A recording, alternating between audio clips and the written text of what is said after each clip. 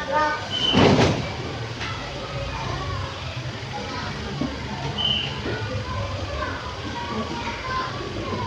baik. Assalamualaikum warahmatullahi wabarakatuh. Waalaikumsalam warahmatullahi wabarakatuh. Selamat pagi. Pagi.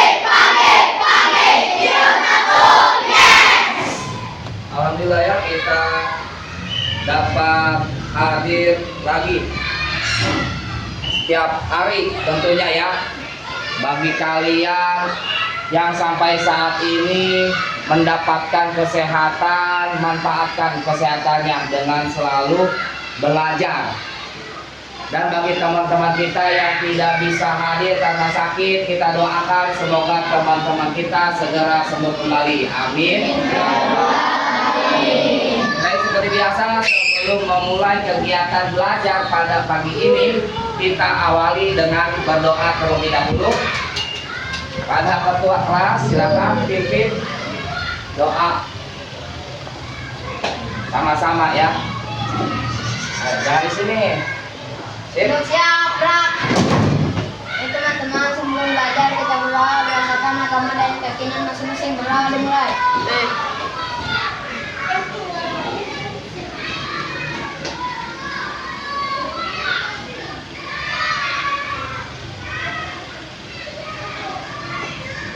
Selesai memberi salam. Assalamualaikum warahmatullahi wabarakatuh. Istirahat. Waalaikumsalam warahmatullahi wabarakatuh. Silakan kembali lagi. Selanjutnya kegiatan mengaji ya, karena ini merupakan kegiatan rutin kita setiap hari. Yang ngaji giliran meja 2 ya. Kamu ya? Oke, silakan ke depan. Nah, ini merupakan salah satu kegiatan positif yang membacakan dapat pahala, yang mendengarkan juga pasti mendapatkan pahala ya. Dengarkan baik-baik. Assalamualaikum warahmatullahi wabarakatuh. Waalaikumsalam warahmatullahi wabarakatuh. A'udzubillahi minasyaitonir rajim. Bismillahirrahmanirrahim. Alam tara kaifa fa'ala rabbuka bi ashabil fil. Alam yaj'al kaidahum fi tadlil wa arsala alaihim tayran ababil tarmihim bi hijaratin min sijil faja'alahum ka'asfin ma'kul. Tidaklah kamu melihat bagaimana Tuhanmu telah bertindak terhadap tentara bergajah. Bukankah Dia telah menjadikan tipu daya mereka itu, dan Dia mengirimkan kepada mereka burung yang berbondong-bondong kepada mereka, yang melempari dengan batu dari tanah yang terbakar, sehingga mereka seperti daun-daun yang dimakan ulat. Shadaqallahul azim. Assalamualaikum warahmatullahi wabarakatuh. Waalaikumsalam warahmatullahi wabarakatuh. Terima kasih. Kamu barusan menyimak dan mendengarkan ya apa yang dibaca, surat apa yang dibacakan oleh teman kita. Surat Al-Fil. Kamu tahu nggak ada pesan apa dalam surat Al-Fil?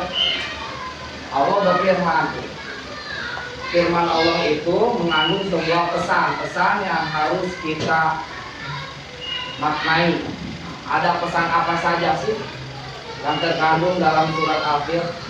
Ada sebuah kisah apa sih? Ada kisah apa sih yang terdapat dalam surat tersebut? Ada yang tahu? Enggak. Oke, Bapak sedikit jelaskan ya sebelum masuk dalam kegiatan belajar KKA. Bapak akan sedikit menjelaskan bacaan surat Al-Fil. Di sana ada sebuah pesan penting bagi kita yang khususnya bagi umat Islam. bahwa dalam surat tersebut Allah telah membuktikan kekuasaannya, yaitu dengan mengirimkan burung yang bernama burung ababil untuk mengalahkan tentara bergajah yang dipimpin oleh Raja Abraham. Ya.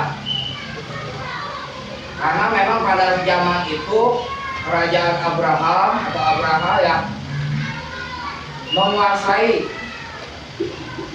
berbagai wilayah, memiliki tentara-tentara yang paling kuat,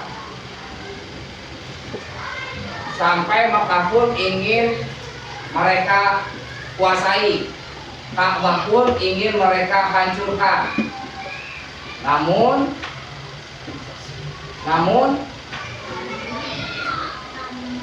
Allah memberikan perlindungan kepada Mekah untuk melindungi Ka'bah dengan mengirim burung tersebut. Burung itu pun membawa batu-batu yang sangat panas yang diambil dari neraka. Mereka lemparkan ke para tentara yang menunggangi gajah, sehingga mereka pun, pasukan tentara Abraha pun kewalahan,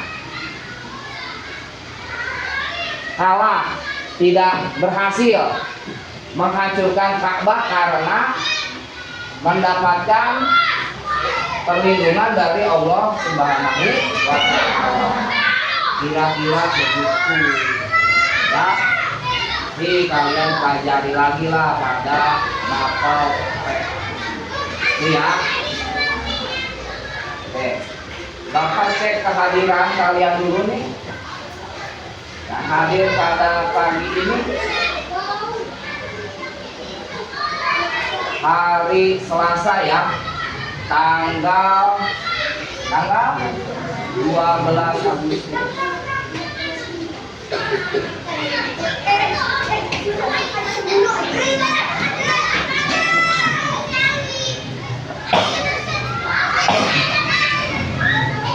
Oke, yang Pak sebutkan namanya, misalkan hadir atau ada ya, sambil mengangkat tangan. Abidar Rizki Hidayat,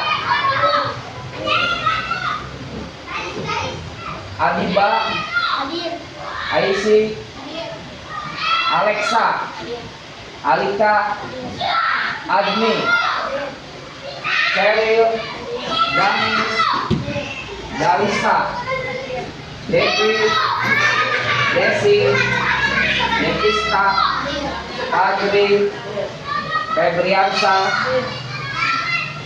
Ferlina, Firman, Galang, Aika, Ania, Malka, Mamura, Mawar, Mikel, Muhammad Alvin, Muhammad Algi, Armandi Nasution,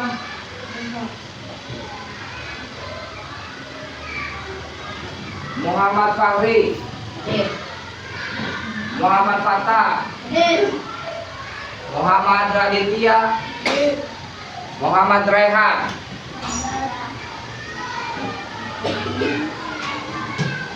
Muhammad Abian, Fikri, Imron,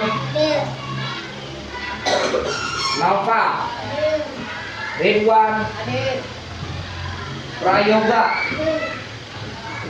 Nabila, Nadia, Nazhira, Nazri, Putri Bilqis, sakit ya. Oke, Putri Humaira, Raisa, Robia Adawiyah, Salsabila, Siti Latifah, Siti Nur Aziza, Ika, Jakiansa, Sepana, Gisi.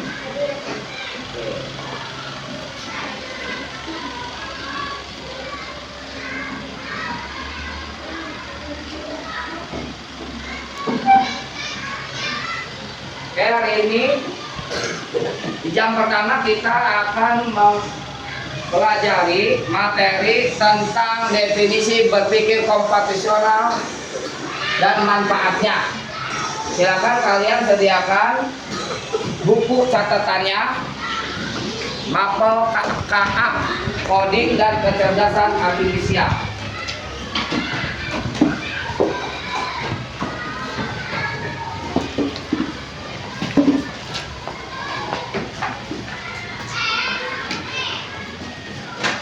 Sudah? Oke, supaya makin semangat kita nyanyikan yel-yel 7 kebiasaan anak Indonesia hebat ya. Oke, tepuk 7 kebiasaan anak Indonesia hebat.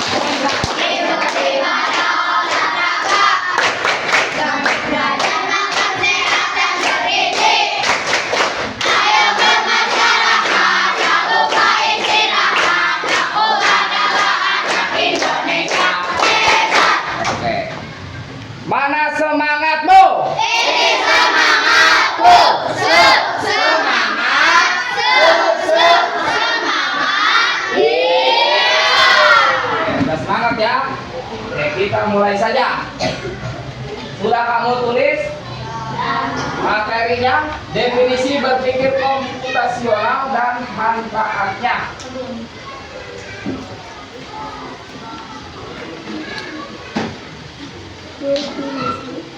Sudah.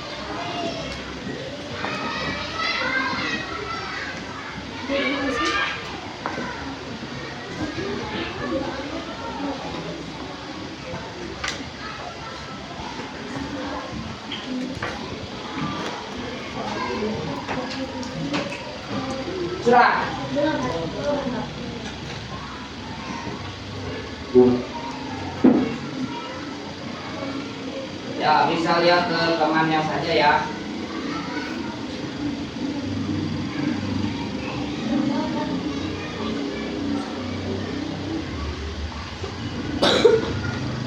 Oke, kamu tulis judulnya saja, berpikir komputasional dan manfaatnya. Udah sampai situ aja. Ya, Bapak akan sampaikan tujuan pembelajaran. Yang pertama, setelah mengikuti proses pembelajaran, kalian ini sebagai siswa dapat menjelaskan pengertian berpikir komputasional dengan kata-kata sendiri secara tepat. Yang kedua, setelah kalian berdiskusi ya, nanti dengan kelompoknya, siswa dapat mengidentifikasi 4 komponen dasar berpikir komputasional, yaitu dekomposisi, pengenalan pola, abstraksi, dan algoritma dengan benar. Tujuan pembelajaran yang ketiga, melalui contoh kasus, siswa dapat memberikan contoh sederhana penerapan berpikir komputasional dalam kehidupan sehari-hari secara relevan. Dan yang keempat, siswa menunjukkan antusiasme dan sikap positif dalam memahami serta menerapkan konsep berpikir komputasional. Dan inilah tujuan pembelajaran.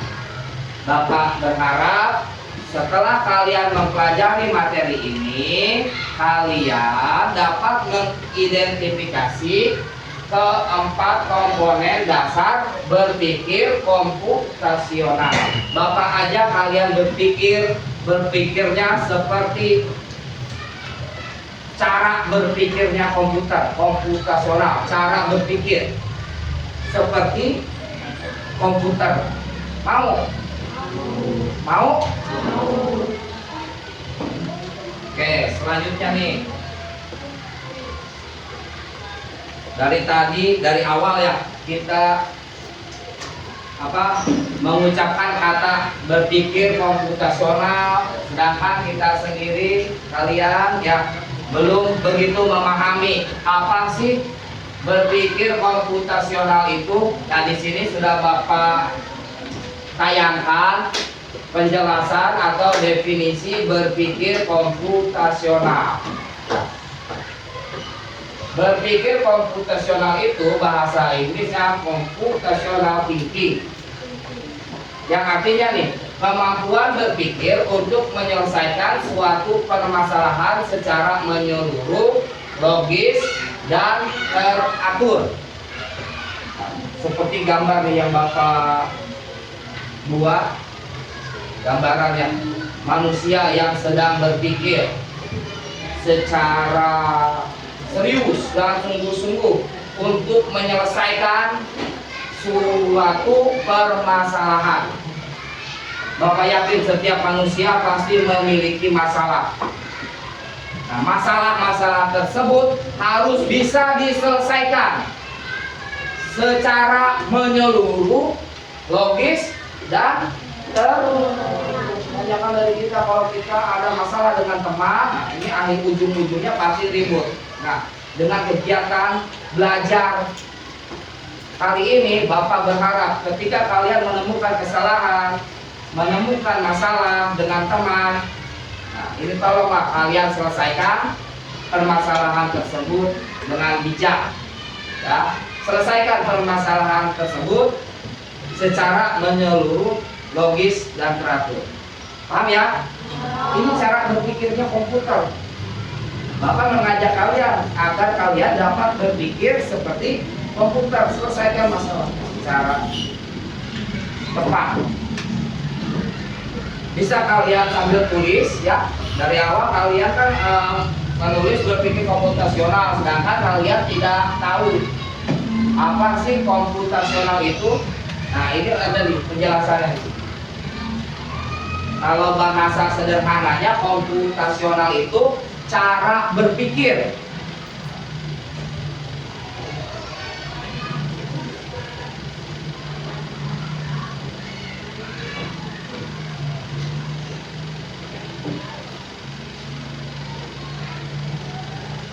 Berpikir untuk menyelesaikan permasalahan.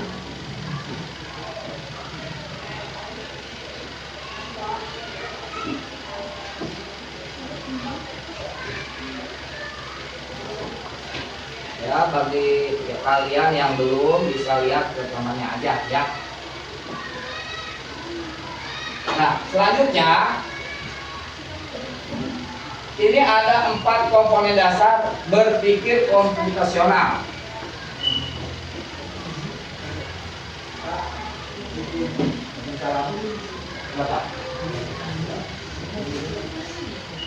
Nah, ada 4 komponen dasar berpikir secara komputasional. Tadi komputasional itu sendiri apa? Cara berpikir. Coba kalian ulangi. Berpikir komputasional itu artinya cara berpikir. Untuk apa? Menyelesaikan sebuah masalah. Kata kuncinya tuh. Komputasional adalah cara berpikir untuk menyelesaikan masalah. Paham? Oke. Nah, ada 4 komponen dasar berpikir komputasional. Yang pertama dekomposisi, yang kedua pengenalan pola, yang ketiga abstraksi, dan yang keempat algoritma.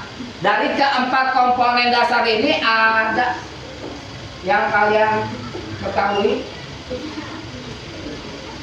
Dari keempat komponen dasar ini, ya dari keempat ini mungkin ada yang sudah kalian ketahui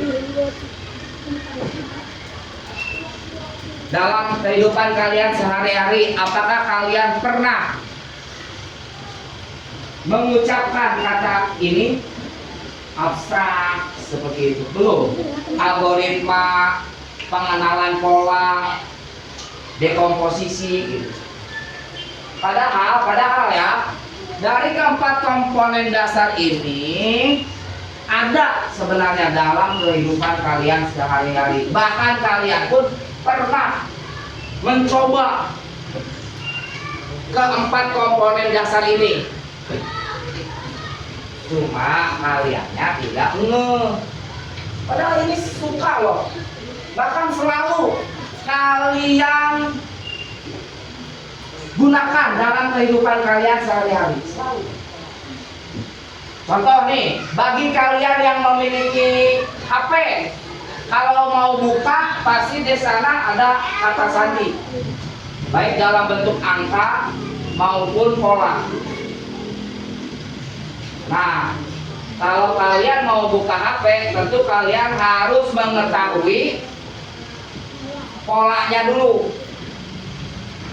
Kalau lupa atau tidak tahu kira-kira HP tersebut bisa dibuka apa enggak.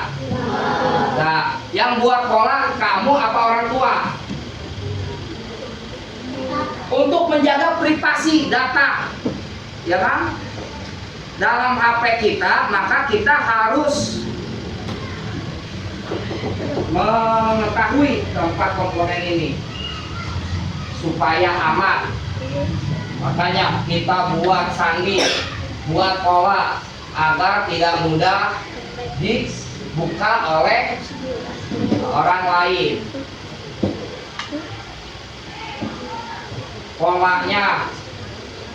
Polanya yang kalian buat seperti apa? Huruf U buka, huruf E kadang-kadang diawali dari huruf awal nama kalian, biasanya seperti itu. Nah, makanya carilah pola yang sulit untuk diketahui orang lain supaya data pribadi kalian tetap aman, gitu ya. Artinya apa?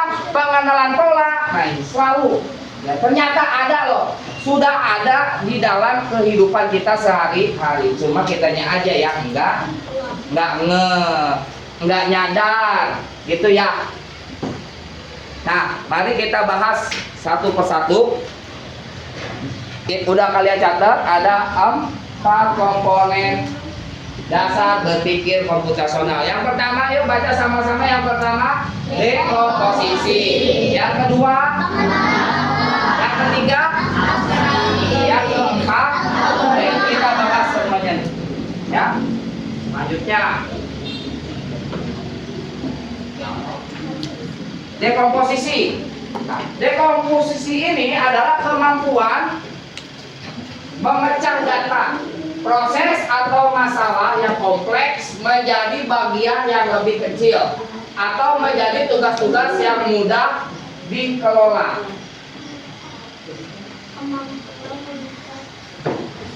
Bahasa kitanya nih ya, sengaja Bapak buatkan lagi agar kalian mudah memahami definisi tentang dekomposisi ini. Ini Bapak buatkan lagi nih supaya kalian bisa memahami dengan benar.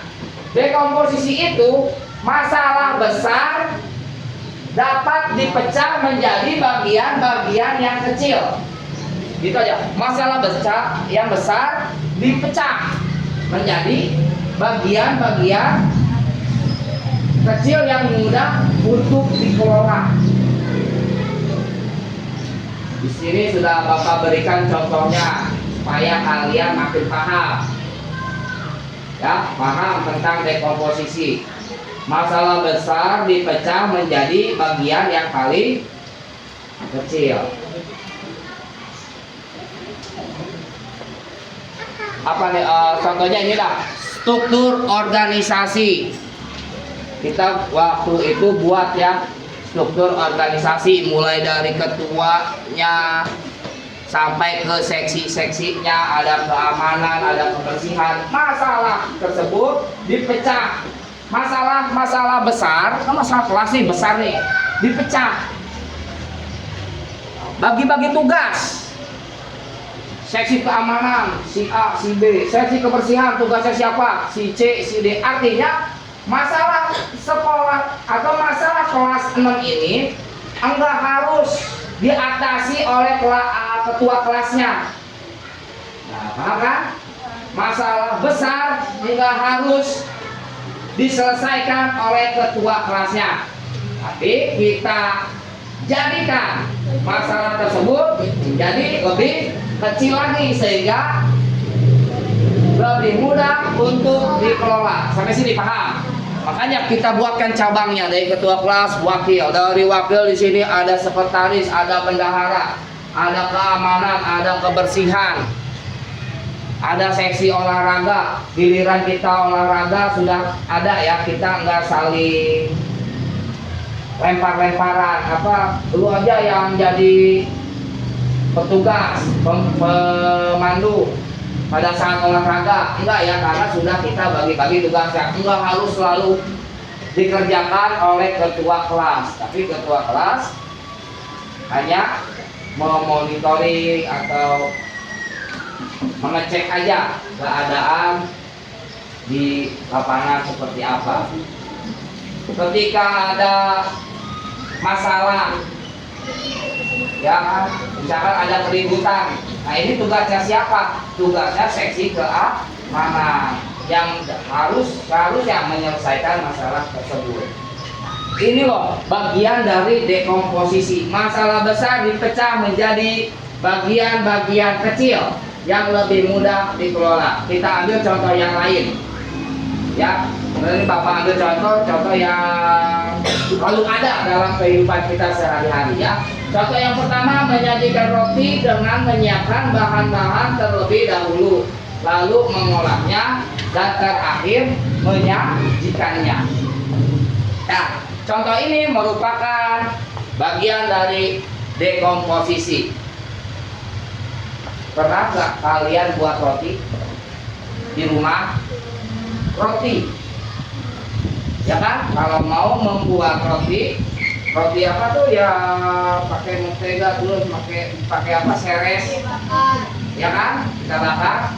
Sebelum kalian membuatnya, tentu ya kalian harus menyiapkan bahan-bahannya terlebih dahulu. Ketika bahan-bahannya sudah ada, nih contoh, ini roti, ini mentega, ini seresnya, paham nggak? Nah, siapkan dulu bahan-bahannya. Kalau udah ada, baru kita olah. Pertama, rotinya, kemudian dioles sama mentega. Setelah itu, nah, kasih seres, tutup, baru masukkan ke dalam panggang. Setelah matang, loh, kan ini bahasanya diolah ya, tuh, diolah. Setelah matang, lalu kita saji bawah. Paham? Ini merupakan contoh dekomposisi. Cara berpikir, tadi kan komputasional, cara berpikir. Berpikir dekomposisi, berpikirnya memecahkan masalah yang besar menjadi bagian-bagian yang kecil. Roti, mentega, seres. Paham? Olah. Kan sudah jadi, sudah matang, kemudian sajikan. Yang kedua, membagi tugas pekerjaan. Di contoh yang kedua, membagi tugas pekerjaan rumah seperti memilah sampah, menyapu lantai, dan menata buku. Mungkin ini adalah beberapa kegiatan yang suka kamu kerjakan di rumah, benar? Menyapu. Nah, ini kan bagi-bagi tugas. Membagi tugas pekerjaan rumah seperti memilah sampah, ada tugasnya. Misalkan orang tuanya memberikan tugas kepada kakak atau anak-anaknya, kakaknya nyapu, paham nggak? Adiknya memilah sampah, kakak tetehnya menata buku. Nah, masalah tersebut dapat teratasi dengan teratur. Membagi tugas pekerjaan rumah merupakan bagian dari contoh dekomposisi. Awalnya masalah besar, nah menjadi dibagi-bagi ya, menjadi bagian yang lebih kecil. seperti ketua kelas aja sudah sanggup, ya, menyelesaikan masalah sendiri di dalam kelasnya dengan anggotanya nggak sanggup, makanya kita buatkan bagian-bagian yang lainnya seperti sekretaris, bendahara, seksi-seksi dan yang lain. Sampai sini nih, bisa kalian pahami nggak? Coba komputasional cara berpikir, dekomposisi. Nah, cara berpikirnya dengan membagi-bagi, tuh ya, bahasanya membagi-bagi masalah besar jadi bagian yang lebih kecil. Contohnya udah ada tuh. Jelas ya? Selanjutnya nih, apa nih? Pengenalan pola. Dari awal sudah Bapak sampaikan beberapa contoh pengenalan pola seperti pola pada HP. Paham? Pengenalan pola pada HP, pengenalan wajah. Kalau kamu mau buka HP nggak bisa dengan menggunakan wajah kamu sendiri. Ya, nah itu bagian dari pengenalan pola. Gak mungkin loh HP yang sudah kita setting dengan pengenalan wajah kita kemudian dicoba kita buka HP ini pakai pengenalan wajahnya si Adiba, kira-kira HP-nya bisa membuka nggak? Enggak, karena handphone tersebut sudah menyimpan data si penggunanya, paham nggak? Sehingga orang lain, wajah orang lain tidak dapat membuka HP tersebut. Itu contoh ya pada pengenalan pola. Lalu contoh yang lain, bel masuk kelas dalam kelas nih. Berapa kali kalau kamu mendengar bel masuk kelas, berapa kali bel tersebut dibunyikan? 1 apa 3? 3 kali. Tet, tet, tet, gitu ya. Itu kan pengenalan bagian dari contoh pengenalan pola.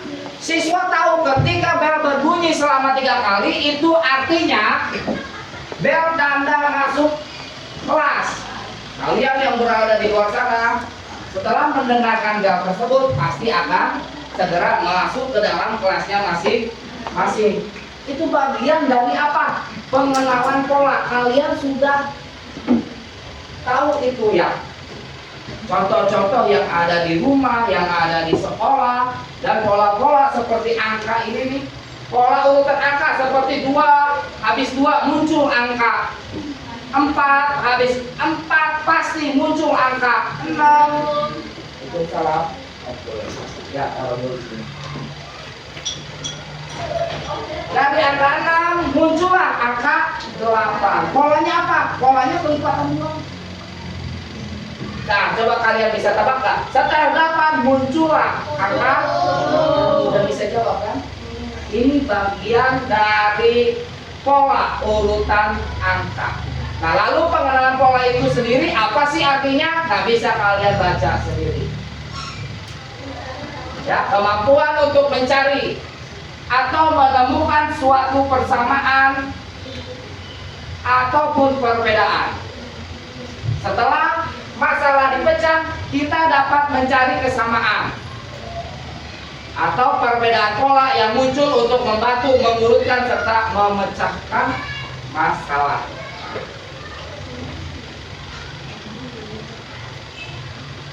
Polanya, contoh polanya tadi ya pengenalan wajah, ada handphone, membuka pola ada handphone, bel masuk kelas atau istirahat, terus banyaklah macam-macam pola. Bapak yakin kalian juga pasti ya di rumah ya, di rumahnya masing-masing dalam kehidupannya sehari-hari pasti menerapkan cara berpikir dengan menggunakan pengenalan pola. Pasti. Contoh yang lain deh, Bapak kasih contoh yang lain. Kalau kamu bantu orang tua, nah, ini baju udah rapi, udah dijemur, udah disetrika. Sok masukkan baju-bajunya ke dalam lemari.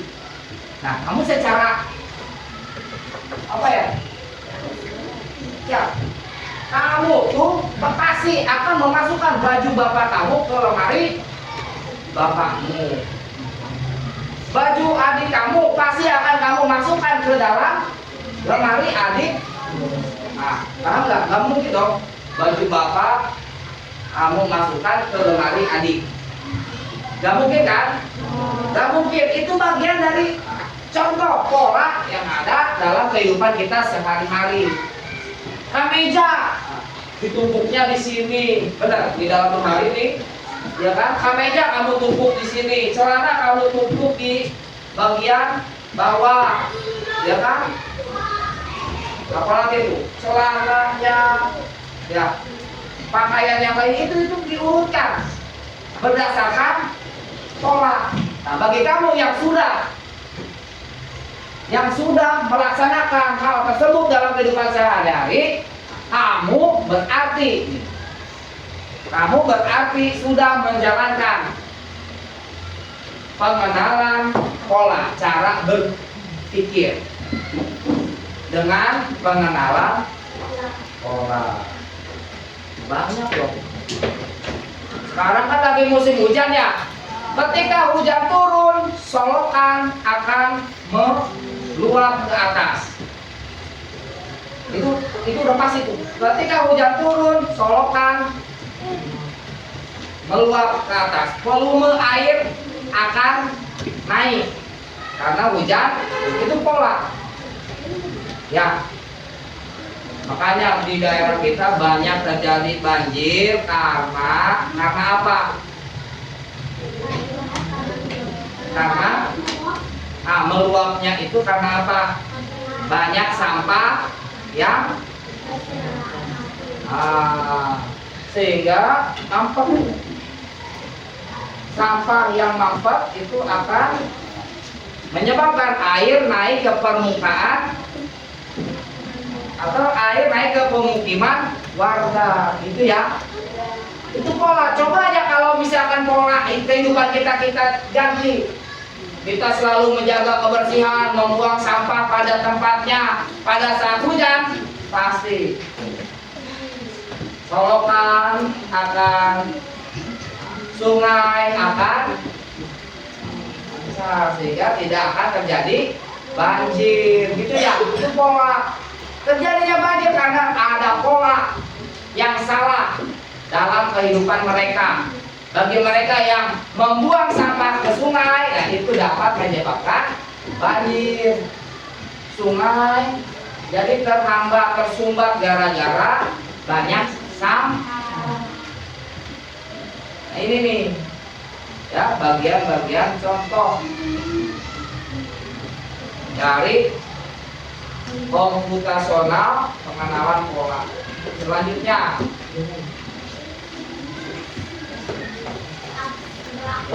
ada 4 komponen dasar, ingat ya. Yang pertama dekomposisi, yang kedua pengenalan pola, ini yang ketiga nih, abstraksi.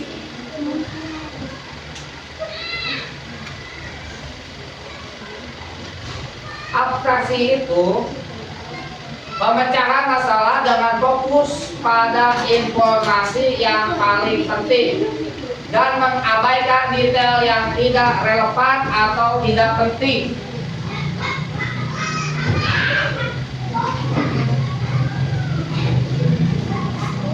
Nih, bagi kalian yang sudah bisa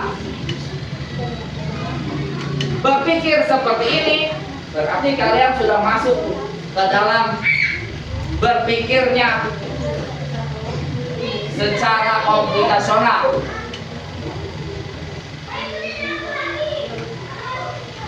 Jadi yang pada intinya abstraksi itu mengambil informasi yang penting dan mengabaikan informasi yang tidak penting. Itu doang, paham nggak? Contoh nih, kamu waktu misalkan ya habis nonton di bioskop, tentu kamu akan menceritakan kepada teman-teman kamu.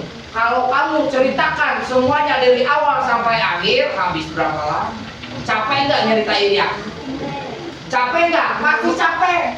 kamu menceritakan apa yang kamu tonton di bioskop dari awal sampai akhir. Butuh waktu berapa lama? Benar nggak? Nah, oleh karena itu, kamu sampaikan, kamu ceritakan kepada teman-teman kamu bagian-bagian film yang paling pentingnya saja. Ngerti? Yang inti-intinya saja. Gak harus kamu menceritakan ya kepada teman kamu yang sama sekali dianggap tidak penting, gak usah. Bagi kamu yang sudah bisa seperti itu, berarti kamu sudah berpikirnya secara abstraksi. Ambil informasi penting, abaikan informasi yang tidak penting. Contoh, kalau kamu suka sarapan buah, sarapan itu kan di waktu pagi ya. Kalau kamu suka sarapan buah di pagi hari, kita bisa potong buah-buahannya di malam hari. Supaya di pagi harinya tinggal kamu ambil, nggak perlu memotong mungkin. Ya, seperti itu. Yuk, perhatikan lagi kalimatnya. Kalau kamu suka sarapan buah, kita bisa potong buah-buahan. Di sana ada buah jeruk, buah apel, buah apa lagi? Buah pisang, buah melon, buah semangka. Ya. Nah, dari sekian banyak buah tersebut, apakah kamu harus memotong semuanya atau tidak? Tidak. Potonglah buah-buahan yang kamu perlukan. Nah, sampai sini paham nggak? Nah, ini pemikiran abstraksi. Potonglah buah-buahan yang kamu perlukan, yang kamu anggap penting. Kamu potong supaya esok harinya bisa langsung kamu ambil dan kamu makan. Paham? Bagaimana kalau kita potongnya pas pagi hari aja? Tentu waktunya akan panjang lagi, lama lagi. Makanya kamu persiapkan dari awal, kamu rencanakan dari awal kegiatan tersebut. Contohnya seperti tadi, ketika kamu akan sarapan buah, siapkan, rencanakan di malam harinya. Seperti kamu potong buah-buahan yang kamu anggap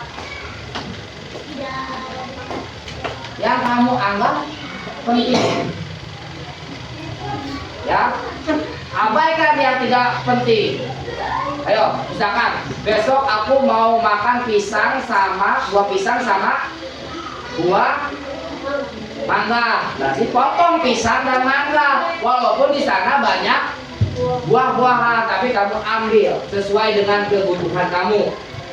Yang penting-pentingnya saja. Yang kedua, contoh yang kedua, menceritakan di bagian yang pentingnya saja dan mengabaikan sesuatu yang dianggap tidak penting.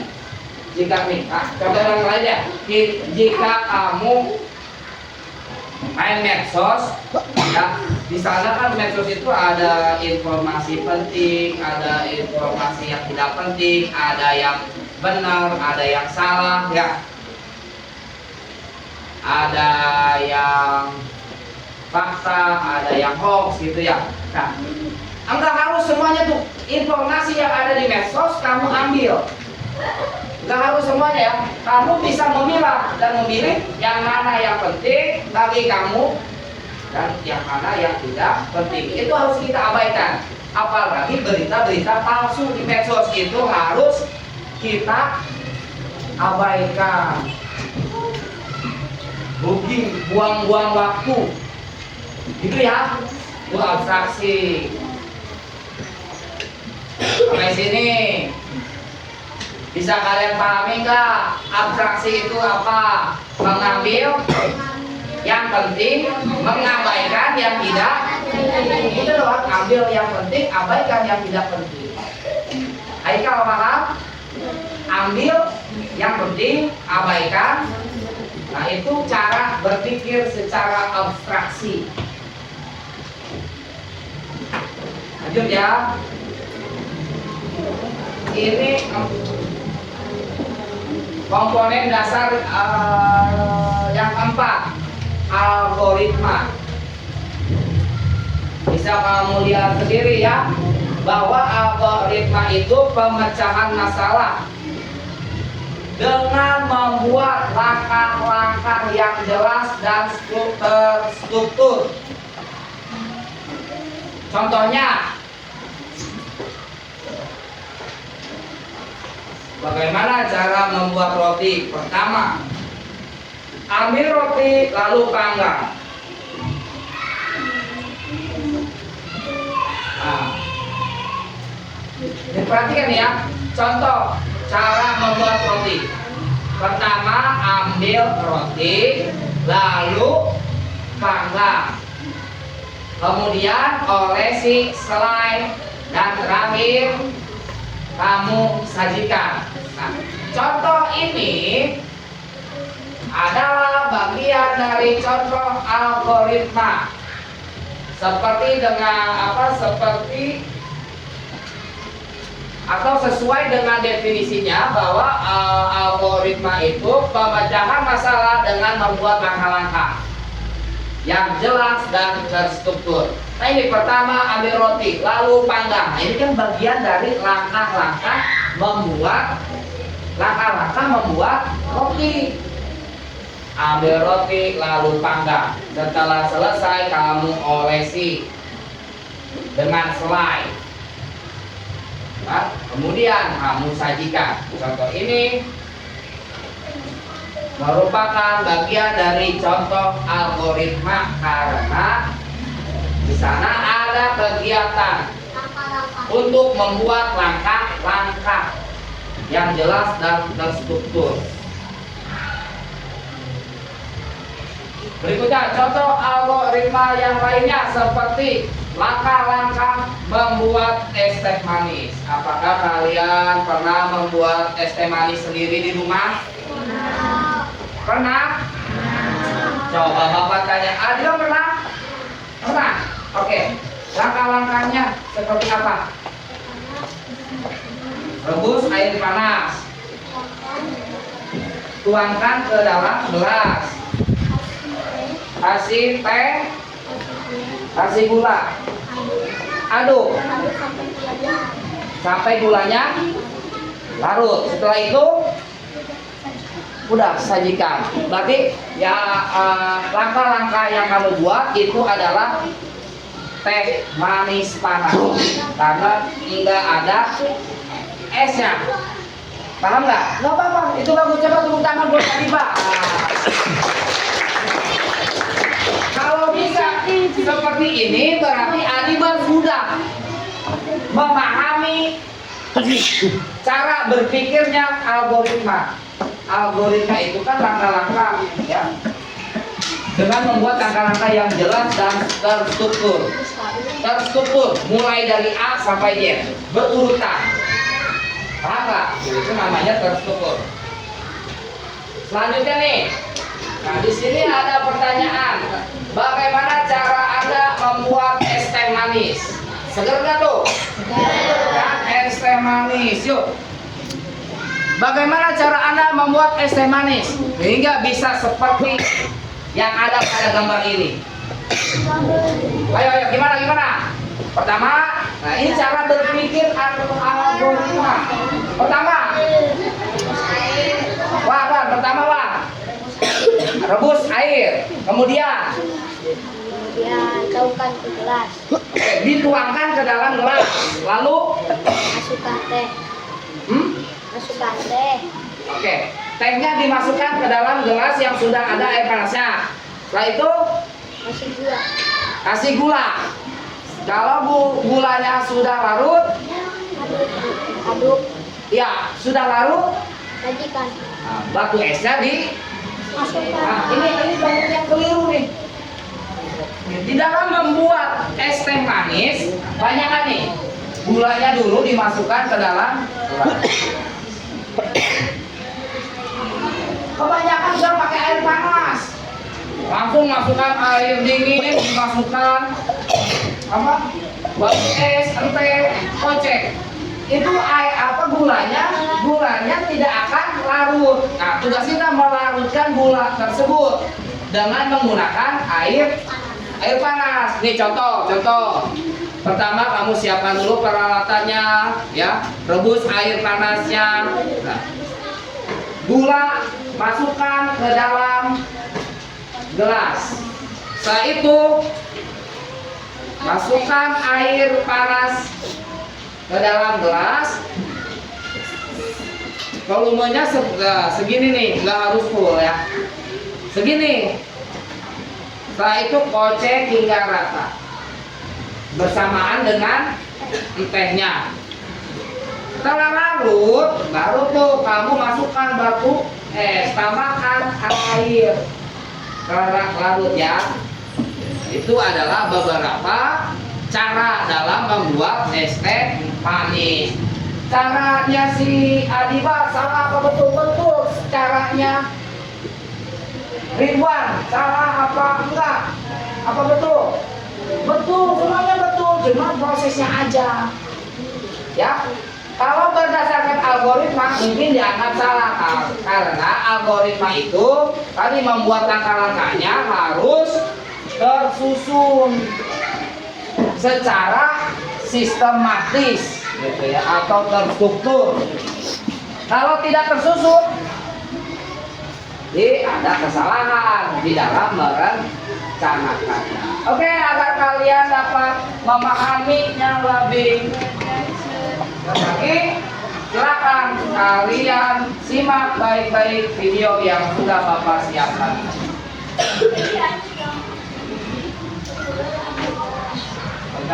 Oke, sebentar.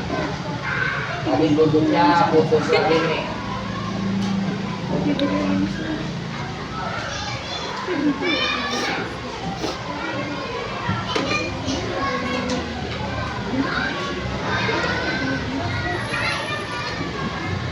Mana mau bluetoothnya apa ini Pak? Titanium ya? Ya, titanium.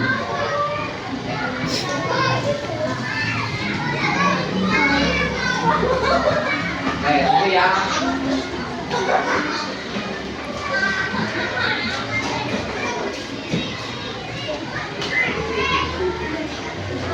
Lagi proses nih.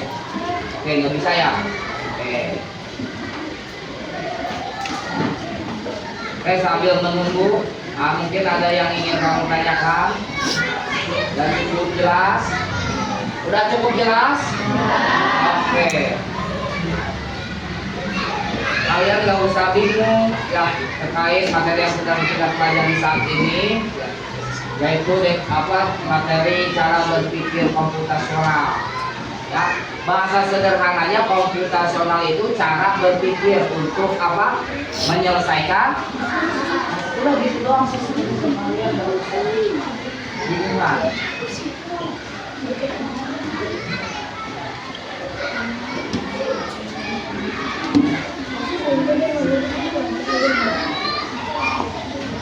Ada empat komponen dasar ya berpikir komputasional. Bisa kalian sebutkan satu persatu? Empat ya, masih ingat? Yang pertama apa? Dekomposisi. Yang kedua, pengenalan pola. Yang ketiga, dan yang keempat, nah, sengaja nih Bapak carikan video yang relevan agar kalian bisa lebih jelas dan lebih paham lagi ya. Dan mulai aja nih.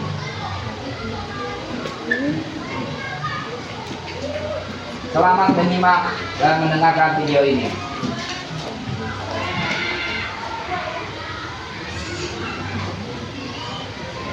Ininya masih dulu ya, Pak? Adakah yang berkata jeli dan melihat kata komputasional di sini? Jadi, mungkin ada hubungannya dengan kata saya. Iya, betul sekali. Coba buat kamu yang sudah menebak dengan benar. Berpikir komputasional adalah proses berpikir untuk menyelesaikan masalah dengan efektif dan efisien. Dalam ilmu komputer, proses berpikir ini dilakukan sebelum mulai menulis coding atau pemrograman.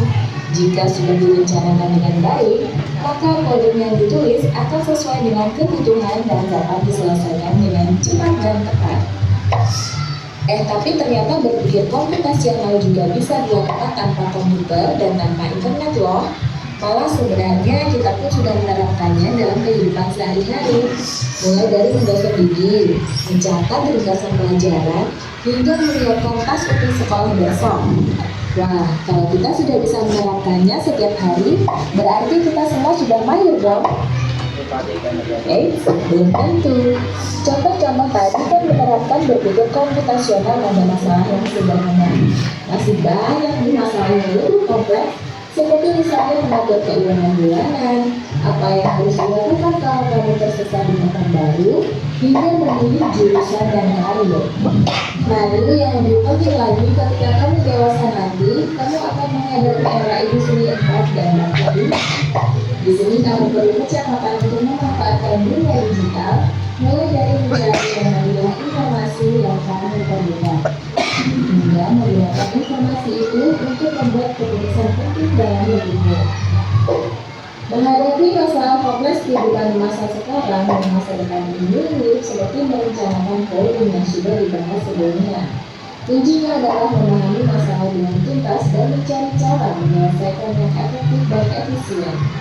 Nah, kalau begitu, bagaimana agar kita bisa berpikir komputasional?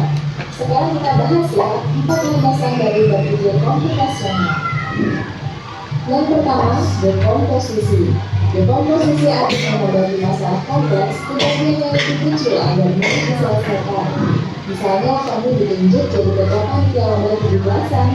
Maka, untuk memudahkan pelaksanaan, kamu bisa menunjuk panitia bagian acara, konsumsi, publikasi, keamanan, dan lainnya. Yang kedua, pengenalan pola. Artinya mencari kesamaan dan pola di antara bagian-bagian masalah kompleks yang sudah dipecah. Misalnya, kamu tidak lupa dan menyimpan jemuran di rumah, maka kamu perlu bisa mengenali jemuran milik ayah, ibu, kamu, adik, dan milik bersama seperti spray, handuk, dan lainnya. Ini karena jemuran-jemuran itu perlu disimpan di tempat yang berbeda. Yang ketiga, abstraksi. Artinya fokus pada informasi yang penting saja, mengabaikan detail yang tidak diperlukan. Misalnya, kamu tidak menceritakan pengalamanmu berwisata ke luar kota. Tentunya kamu mengalami banyak hal dari mulai berangkat di bus, berfoto bersama, makan di restoran, menginap di hotel, hingga perjalanan pulang. Tapi nggak mungkin kan kamu ceritakan semua kejadian dengan detail pada teman-temanmu. Pasti mereka bosan kalau kelamaan. Jadi kamu harus mencari beberapa kejadian yang lain saja untuk diceritakan pada teman. Yang terakhir, algoritma. Artinya membuat langkah penyelesaian atau aturan yang diikuti untuk menyelesaikan masalah. Misalnya, kamu diberi daftar belanja di supermarket oleh ibu. Ada minyak goreng, telur, roti, sayur, dan kopi. Lalu kamu harus buru-buru karena ibu sudah mau memasak dengan minyak goreng itu. Nah, kalau seperti ini, satu cara yang efisien misalnya kalau dengan mengambil barang yang paling dekat dari pintu masuk, hingga terakhir yang paling dekat dengan hasil.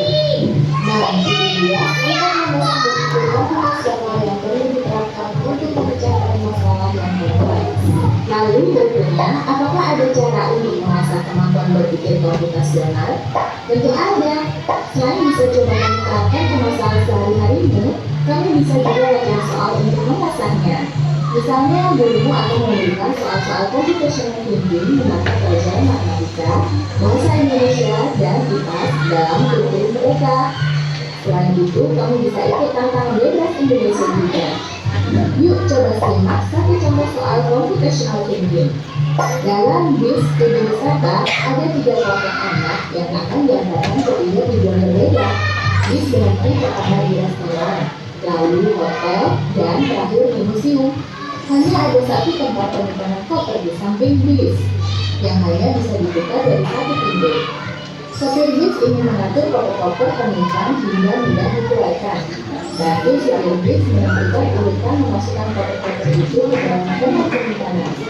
Pertanyaan, koper kelompok anak yang mana yang dimasukkan terakhir? A. Anak yang ingin pergi ke museum. B. Anak yang ingin pergi ke restoran. Oke.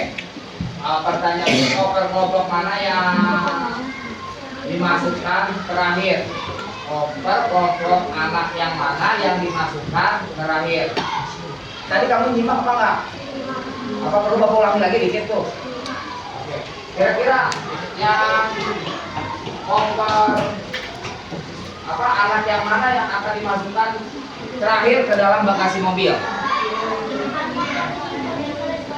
Anak yang ingin pergi ke restoran. Oke, kita dulu. Yang lain? Laki-lakinya? Kemana? Museum. Oke, kita lihat lagi misalnya. Kita lihat.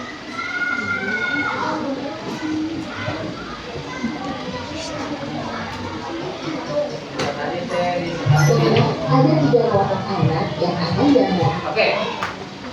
Dalam bis tadi misalnya ada 3 kelompok anak yang akan diangkat. Ketiga tujuan berbeda. Oke. Bus berhenti pertama di restoran, lalu hotel, dan terakhir di museum. Hanya ada satu tempat penyimpanan koper di samping bis yang hanya bisa dibuka dari satu pintu. Paham ya? Supir bus ingin mengatur koper-koper penumpang sehingga mudah dikeluarkan. Kamu bantu tuh supir. Kira-kira koper siapa dulu yang akan disimpan di terakhir, di tengah, dan di bagian utama? Ingat, ada 3 kelompok anak karena ada 3 kelompok anak yang akan diantarkan oleh bis ini dengan tujuan yang berbeda. Tadi sebelah sini jawab koper yang ke restoran, sebelah sana jawab. Oke, pertanyaannya udah paham kan? Ingat-ingat lagi ya. Mana tadi pertanyaannya? Ini tujuan berbeda. Bis berhenti pertama di restoran, terakhir di museum. Hanya ada satu tempat penyimpanan koper di sana. Sopir bis ingin mengatur urutan memasukkan terakhir.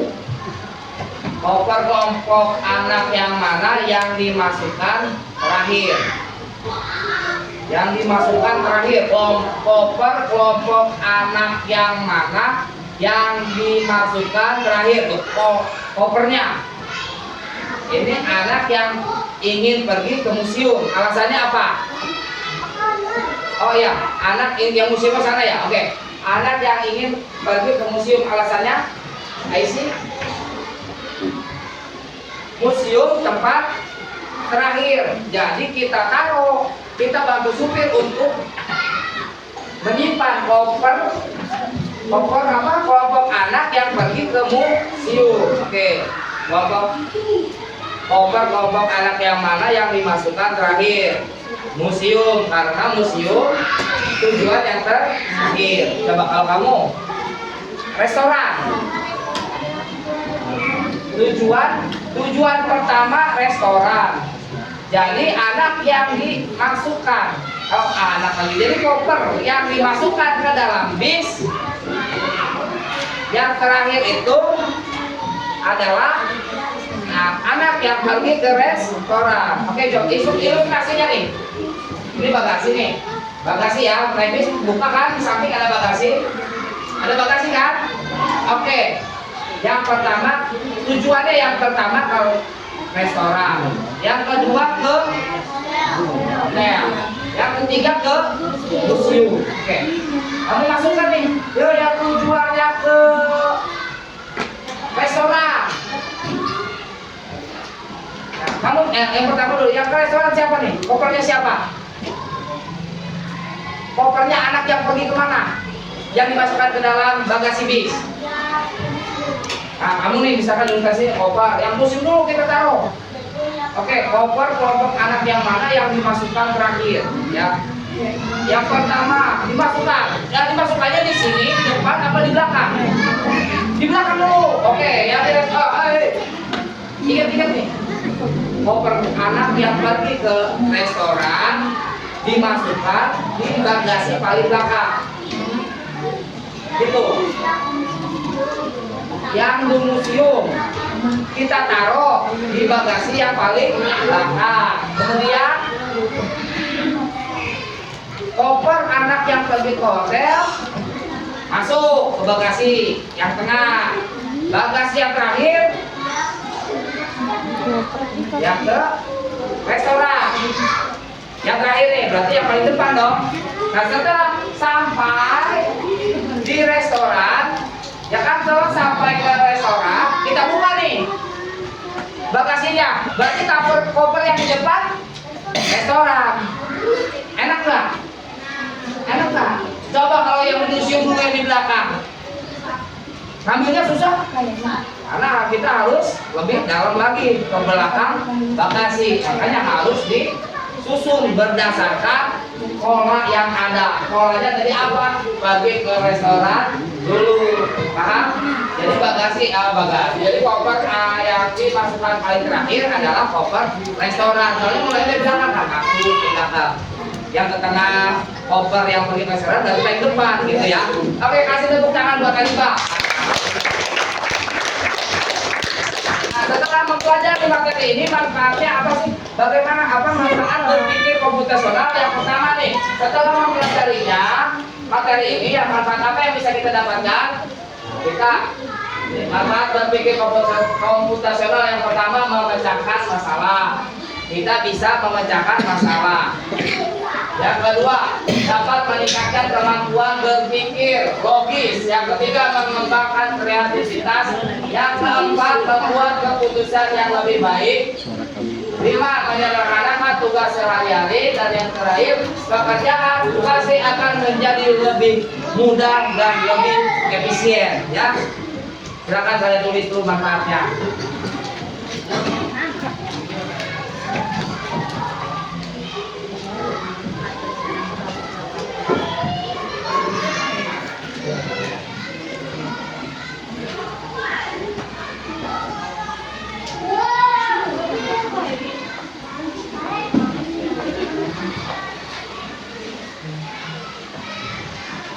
Baik, jika sudah selesai,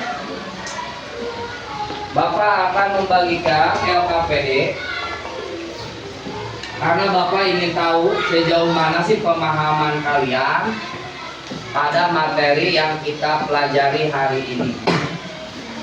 Nanti bisa kelihatan melalui LKPD ini siswa yang bisa, ada yang sudah paham dan yang belum paham. Kira-kira seperti itu ya. Ini sambil kalian nulis, Bapak bagikan aja. Kalau ini bagikan secara estafet ke belakang ya. Di sana ada isian nama dan kelas. Nanti kalian isi namanya, nama lengkap ya. Kelasnya ya, kelas 6 atau pasti C.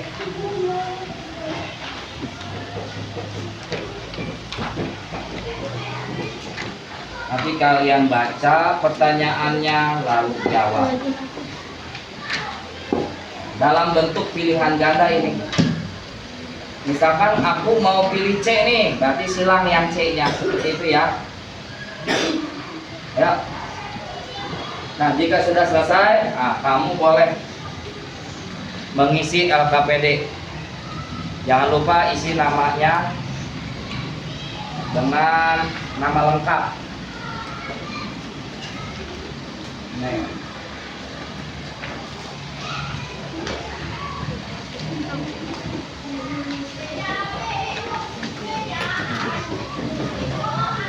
Udah?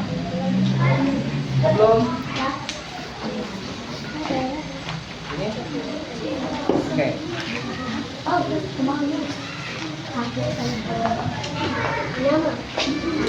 Makasih. Bagikan ke belakang.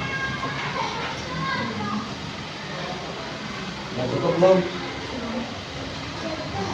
Di belakang udah? Sebagian. Itu yang tengah.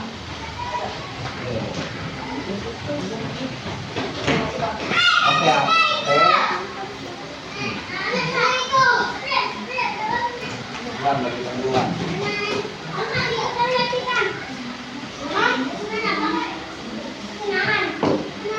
Oke, bagi kamu yang sudah selesai bisa langsung isi LKPD yang sudah Bapak bagikan. Jangan lupa isi nama dan kelas. Namanya nama lengkap ya, bukan nama panggilan.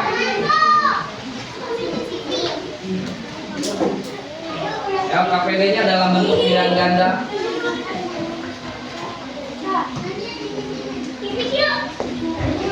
Oke. Ya udah, lanjut. Oke. Ya, bentar. Oke, coba kalian cek masih ada sisanya enggak? Ya, bentar. Oke. Kamu udah belum? Kamu? Oke ya.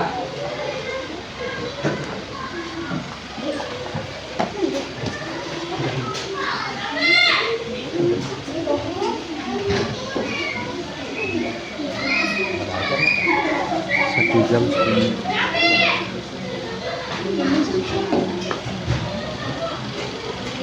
Oke, silakan kalian isi dan selamat mengerjakan.